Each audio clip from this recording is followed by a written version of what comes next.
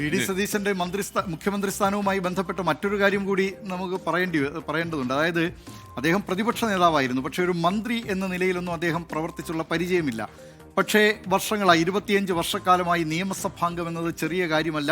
നിരവധി മുഖ്യമന്ത്രിമാരെയും മന്ത്രിമാരെയും ഒക്കെ അടുത്തറിയുന്നതിന് സഭാ നടപടികൾ അദ്ദേഹത്തിന് വളരെ ഹൃദയസ്ഥമാണ്. വളരെ മുതിർന്ന സഭയിലെ പ്രധാനപ്പെട്ട ഒരു അംഗം എന്ന നിലയിൽ തന്നെ വി.ഡി. സതീശൻ, അതുകൊണ്ട് തന്നെ പാടവം നേരത്തെ ഉണ്ടായിരുന്ന ഭരണപാടവം ഒരു വിഷയമല്ല. പക്ഷേ അതൊരു ഒരു സവിശേഷത കാര്യങ്ങളിൽ ഒന്നാണ്. വി.ഡി. സതീശൻ നേരത്തെ മന്ത്രിയായിരുന്നില്ല എന്നത്. ഇല്ലാതെ തന്നെ അദ്ദേഹം കോൺഗ്രസിൽ KPCCയുടെ വൈസ് പ്രസിഡന്റ് ആയിരുന്നു. ആ നിലയിലൊക്കെ പ്രവർത്തിച്ചിട്ടുണ്ട്.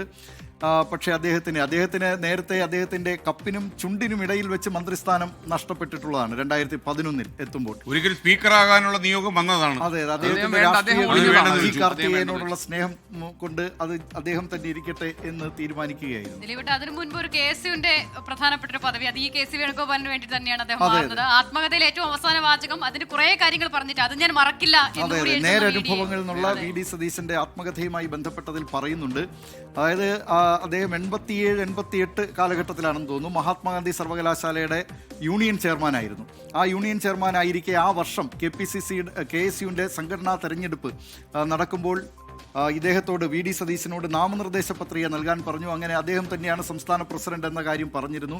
പക്ഷേ ആ വർഷം തെരഞ്ഞെടുപ്പ് നടന്നില്ല. അതെന്തുകൊണ്ടാണെന്ന് വി.ഡി. സതീശനും വ്യക്തമായിട്ടില്ല.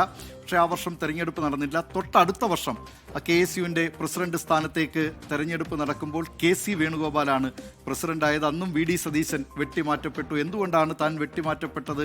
പക്ഷേ KSUവിൽ കുറച്ച് മുതിർന്നയാൾ KC വേണുഗോപാലായിരുന്നു. അദ്ദേഹം KSUവിന്റെ സംസ്ഥാന വൈസ് പ്രസിഡന്റൊക്കെ ആയിരുന്നു. അതുകൊണ്ട് പിന്നീട് KC വേണുഗോപാൽ എന്ന നിലയിലേക്ക് എത്തി. അങ്ങനെ തഴയപ്പെട്ട ചരിത്രമുണ്ട്. അല്ല, അന്ന് അദ്ദേഹത്തിന് അത് മറക്കാനാകാത്ത അനുഭവമായിരുന്നെങ്കിൽ ഇന്ന് KC വേണുഗോപാലിന് മറക്കാനാകാത്ത മറ്റൊരു അനുഭവം ഉണ്ടായിരിക്കും. കനലുകൾ ചാരം മൂടി കിടക്കുന്നുണ്ടല്ലേ.